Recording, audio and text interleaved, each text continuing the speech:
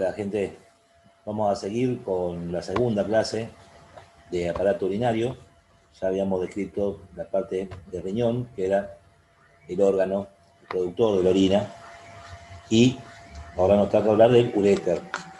En lo que respecta a la definición, el uréter es un conducto de transporte de la orina desde el riñón, donde se produce en forma continua, constante, y la vejiga, que es el reservorio de la orina entre las misiones.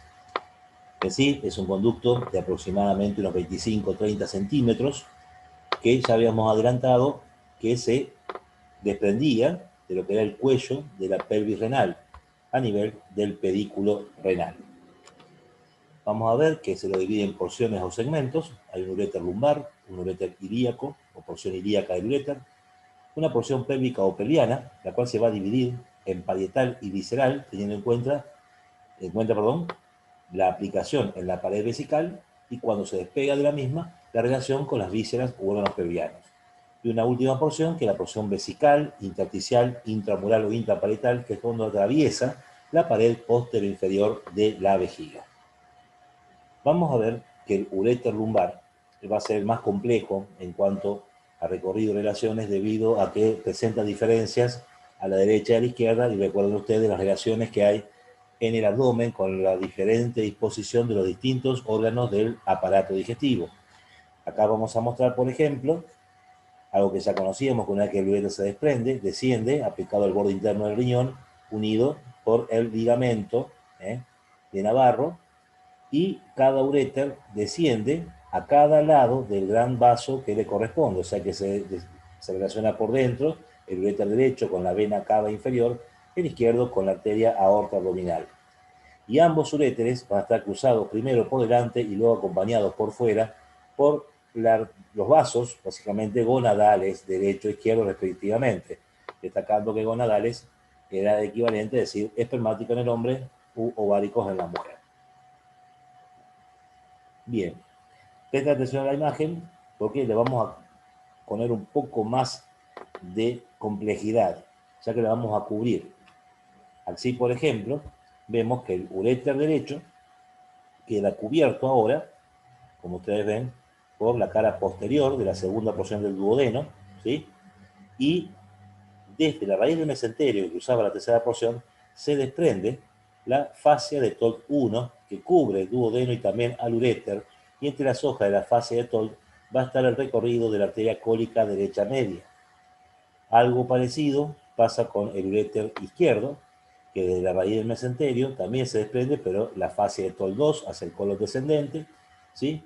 Y en el espesor de esa hoja, de las hojas de la fascia, va a ascender, por delante, la arteria cólica izquierda superior. También resta destacar que podemos decir que hacia afuera cada uréter también toma relación con el colon del lado correspondiente. Ya voy a hacer un resumen general de todo esto porque hay más cosas para ver. Así, por ejemplo, en un corte horizontal, vista superior, el uréter derecho lo vamos a ver aplicado a la cara anterior del músculo psoas y proyectado sobre el extremo distal de las apófisis costiformes de la columna lumbar. Lo mismo para el uréter izquierdo, aplicado también al músculo psoas y proyectado en el extremo, porque son básicamente equidistantes de la línea media, están a la misma distancia uno del otro. Y como se ve acompañado por fuera por los vasos gonadales. Acá vemos cómo por delante lo cubre la fascia de TOLC 1 con la arteria cólica derecha media, y acá cómo la cubre la fascia de TOLC 2 y cómo va ascendiendo la arteria cólica izquierda superior. Por dentro, los grandes vasos acompañados por estos ganglios linfáticos que son los linfáticos abdomino-aórticos. Entonces, como yo tengo bastante para decir, puedo hacer un poco más el resumen. La relación posterior del uréter derecho, por ejemplo, es con el psoas y la proyección sobre los extremos distales de las apófisis costiformes de las lumbares. Hacia adentro corresponde en relación con la vena cava inferior y los linfáticos abdomino-aórticos, que serían los lateroaórticos izquierdos o los laterocavos, si se quiere. Por fuera, al principio ya habíamos dicho, el ligamento de Navarro lo unía al borde interno del riñón y además se relaciona con la arteria gonadal derecha o ya sea espermática o ovárica, y con el colon ascendente, quedándome por delante algunas relaciones que voy a ver en la próxima lámina. Y como relaciones laterales y posterior del uréter izquierdo, la posterior es idéntica, es decir, que corresponde al psoas y la proyección de las apófisis costiformes de las lumbares. Por dentro corresponde a la arteria aorta, abdominal y los linfáticos, abdomino-aórticos. Hacia afuera también corresponde al borde interno del riñón por el ligamento de Navarro, a los vasos gonadales izquierdos y al colon descendente. Quedando delante acá por lo menos la fascia con la arteria cónica. Entonces, como las anteriores son las que más varían, voy a la próxima lámina, y esta es una vista lateral que permite ver cómo el uréter derecho por delante tiene de entrada que lo cruzaba la arteria conal derecha antes de que lo cruzase por fuera, y se relaciona con la cara posterior de la segunda porción del duodeno por intermedio de la fascia de Treitz. Y más abajo, por intermedio de la fascia de Tolt 1, está cruzado por la arteria cólica derecha media y corresponde también a las asas intestinales que lo terminan de cubrir. En cambio, la relación anterior del uréter izquierdo, también cruzado por la gonadal izquierda antes de que se coloque por fuera, se relaciona por intermedio de la fascia Tolt 2 con la arteria cólica izquierda superior, que a este nivel va a estar cruzada por la vena mesentérica inferior, y que eso constituía el arco vascular de Treitz, que es la relación que había entre la mesentérica inferior como vena y la arteria cólica izquierda superior. Si no recuerdan, tendrán que volver a nutrición cuando vemos relaciones de la cuarta porción del duodeno. Entonces, estas son las relaciones entonces que tiene el uréter lumbar. Tengan en cuenta que son diferentes a la derecha y a la izquierda con algunas similitudes. Después pasamos al uréter ilíaco. ¿Por qué se llama uréter ilíaco? Porque cuando llegamos a la bifurcación aórtica, vemos que cada uréter va a cruzar a una arteria ilíaca diferente. Tengamos en cuenta que son equidistantes de la línea media. La arteria aorta se dividía en una arteria ilíaca primitiva derecha y una izquierda, y estas, una vez dentro de la pelvis, se dividen en externa e interna o hipogástrica. Pero como tienen la misma longitud ambas, el uréter izquierdo, cuando desciende, toma contacto y cruza por delante a la arteria ilíaca primitiva o común izquierda. Cosa que es diferente con el uréter derecho, que cuando cruza lo hace por delante a la arteria ilíaca externa derecha. Acá van a observar un número que es 1.5, ¿sí?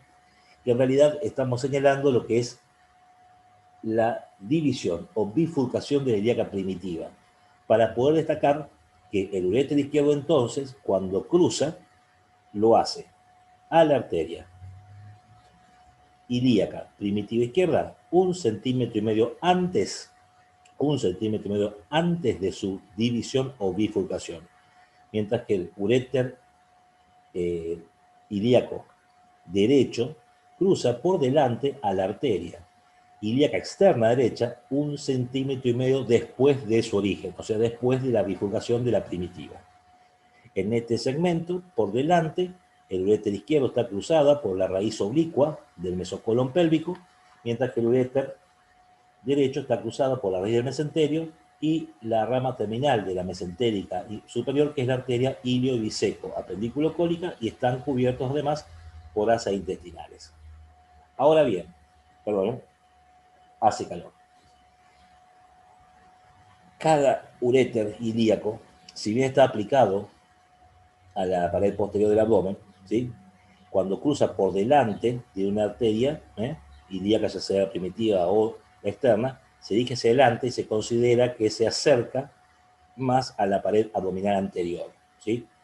Acá hay un corte de la pared abdominal. Cuando se toca la pared abdominal, se toca la piel, pero no se olviden que está la columna lumbar, que son vértebras grandes, y aparte hacen la lordosis, o sea que lo que en realidad tenemos es que más o menos en la mitad, en el sentido anteroposterior del abdomen, tenemos la pared posterior realmente. Entonces podemos decir que sí se acerca, si bien va a haber asas intestinales que lo van a cubrir. Pero una presión a este nivel podría llegar a contactar la pared contra el uréter por intermedio de las asas. Uno lo va a palpar, pero no se va a dar cuenta, pero sirve para cuando hay, por ejemplo, litiasis renal, donde un cálculo, la piedrita famosa que puede viajar por el uréter, como tiene forma de estrella, muchas veces, aparte del dolor que produce cuando desciende, puede estancarse en este lugar, porque claro, es como que se interrumpe el recorrido vertical que tenía y puede enclavarse ahí y permanecer un momento y después sí, seguir, pero queda inflamado. Entonces la palpación de este punto, ¿sí?, puede desencadenar dolor en el paciente.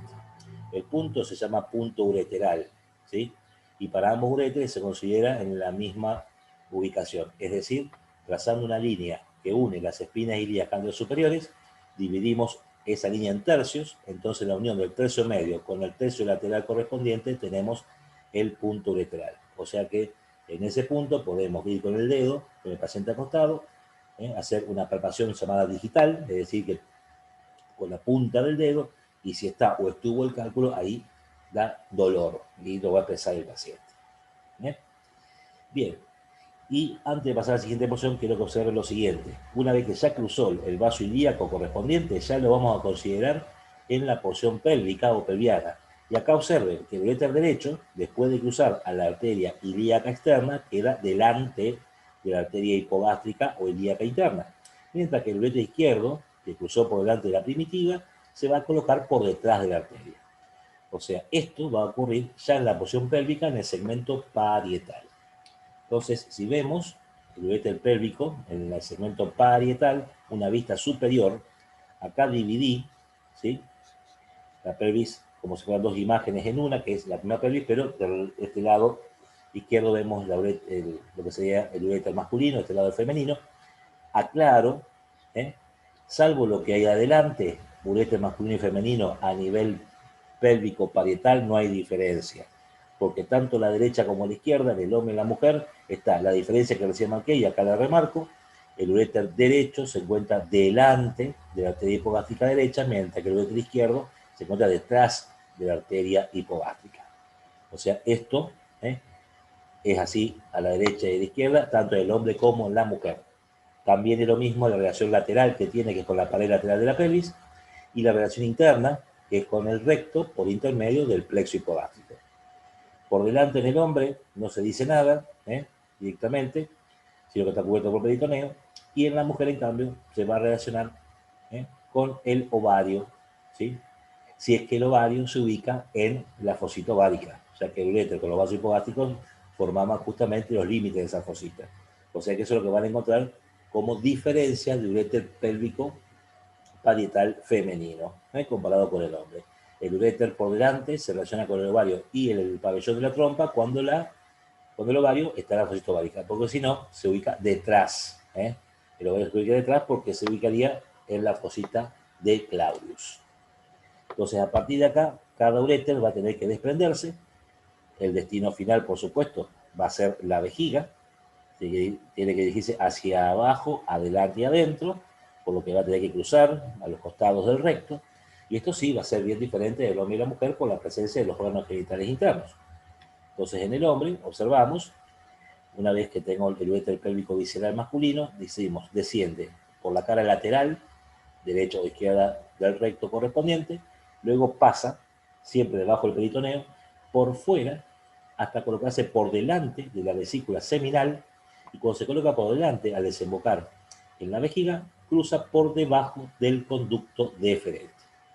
En esta vista posterior también se puede observar como el deferente que viene por delante se acoda hacia adentro, pasa por arriba del uréter, entonces el uréter queda primero por fuera y luego por delante de la vesícula seminal, pasando debajo del deferente. Es una relación que no puede faltar.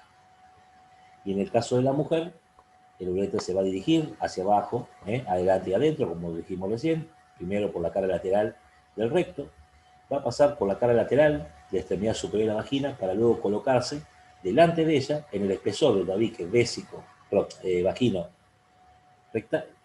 Perdón, acá puse mal el nombre, fue mala mía. Acá debe decir vésico vaginal, olvídense de esto, Pero si ahora me doy cuenta que se ve que no le presté atención, que lo iba a poner acá por el pedo. Este es el tabique vésico vaginal, o sea que el uréter desciende en el espesor del tabique vésico vaginal, olvídense que dice vagino rectal ahí, y de esta manera desemboca en la vejiga. Lo más importante es que la arteria uterina acompaña al uréter por debajo y por fuera del uréter hasta tanto pasa debajo del ligamento ancho. En este momento, la arteria uterina le pasa por delante y por encima, ¿sí? Este cruce, que se hace a la altura de extremidad superior de la vagina, está a una distancia de 1,5 centímetros también de la vagina, y la arteria sigue su trayecto hacia arriba, por el ligamento ancho, mientras que el uréter desciende para desembocar en la vejiga. Bien, y llegamos entonces a la porción vesical intersticial intramural, o intraparietal del uréter. Esto es una vista anterior de cortada la vejiga en forma frontal. Esta es la pared posterior de la vejiga o posterior inferior. El uréter, que venía oblicuo hacia abajo, delante y adentro, demuestra que en su llegada a la vejiga, ¿sí? Su llegada a la vejiga apenas toma contacto con la superficie, los dos uréteres quedan separados entre sí por una distancia de 4 centímetros. Pero se mantiene la dirección oblicua hacia abajo, delante y adentro, o sea que cruza, esa pared posterior inferior sigue la dirección, y al abrirse la cavidad vesical, o sea, al encontrar ya los meatos ureterales en la luz de la vejiga, esos orificios se encuentran a 2,5 centímetros de distancia entre sí. Esto es importante debido a que la disposición oblicua en la pared vesical hace de mecanismo valvular, ya que al contraerse el músculo detrusor de la vejiga en la micción, comprime las paredes vesicales que al estar oblicuas las aprieta y evita el reflujo, o sea que no vuelva orina por el uréter hacia arriba y salga solamente por la uretra, ¿sí? Que esto a veces, de forma congénita, cuando hay chicos que nacen por ahí con un uréter más largo que lo normal, en vez de desembocar en forma oblicua, lo hace en forma perpendicular, entonces ahí las fibras vesicales no lo comprime, entonces hay reflujo. Y la madre se da cuenta, 2 o 3 días, que tiene un bulto en la región lumbar del bebé y que es un riñón en que le ha mandado orina de vuelta. El bifrenal, los cálices mayores y menores se encuentran totalmente dilatados.